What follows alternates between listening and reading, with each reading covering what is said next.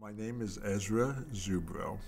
I'm a professor at the University at Buffalo, the University of Toronto, and at Cambridge University in England. And I travel a great deal between those various universities, kind of making a rotation. I'm here at this particular wonderful party because I'm a friend of Mark's, and I have actually come here today from Rovaniemi, Finland, which I left at 4 a.m. this morning, which is at the Arctic Circle in Finland. And I was there at a conference of the Boreas Group. And the Boreas Group is a joint project that derived out of the International Polar Year. And it was to look at the human response to climate change. And so the European Science Foundation, the National Science Foundation, the Social Science Research Council of Canada, the Finnish Academy of Sciences, the Russian Academy of Sciences, and many other funding agencies, essentially, came together and suggested that what we really needed to do was examine not only climate change, but how people respond to climate change. And I guess if I had to put it in a nutshell, one of the things that this conference that I came back from this morning, or left from this morning, said is it's happened now. It's no longer a future problem. And one of the places where you can see this perhaps most clearly is in what one of my colleagues from the University of Maryland has called Siberistan, which is the northern part of Russia.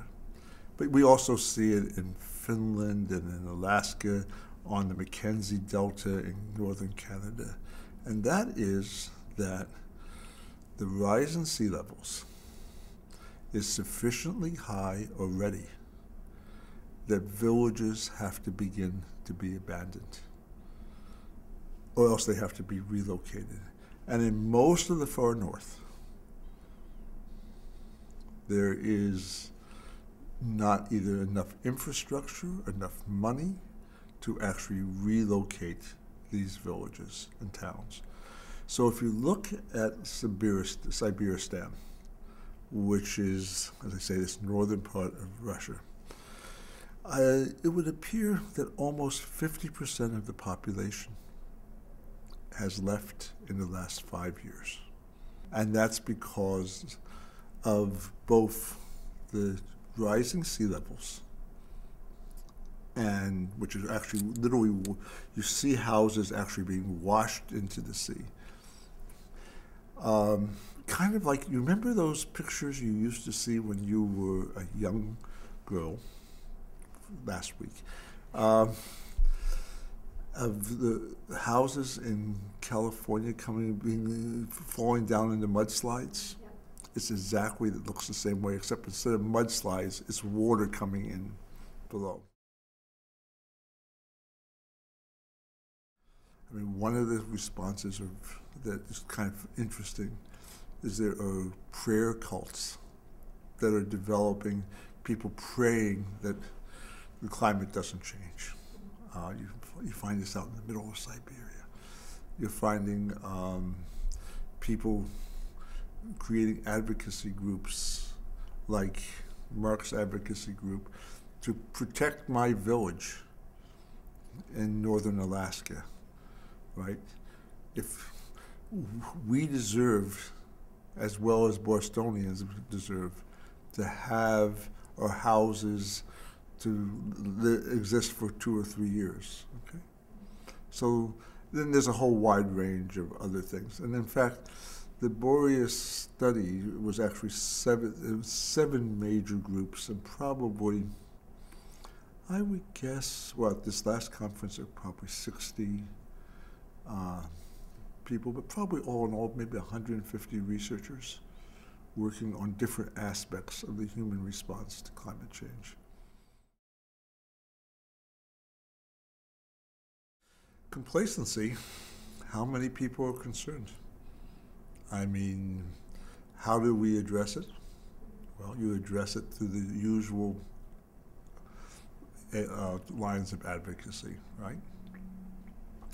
We have young people who go out and protest. We have older people who politicize. And we need to have governments begin to actually make changes on the basis of this. And I don't know really which is the most. Actually, I think you know where the biggest problem lies with the media. With the media. Yeah.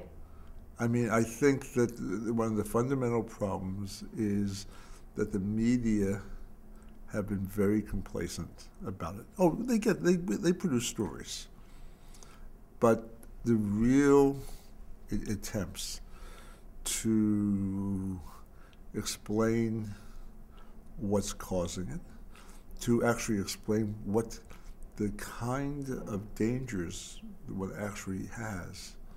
Let me give you a kind of an analogous example. A few years ago, as you will remember, there was a large earthquake in the southeastern Pacific. And I guess I'd call it southeastern. And we had a large tsunami that went into Indonesia and a place called Aceh. And I was there immediately thereafter working with a variety of aid agencies. Well, perhaps the saddest thing, I think, was that people, as I left, were rebuilding their houses in exactly the same spots. And whether it was the concept that lightning doesn't hit twice in the same spot, or whether or not it was the fact that they didn't really recognize that it was the location that put them in danger. Well, that's one of the, I think, the saddest things that's happening with regards to this as well, climate change, right? People know it's happening, but they're continuing to do exactly the same thing.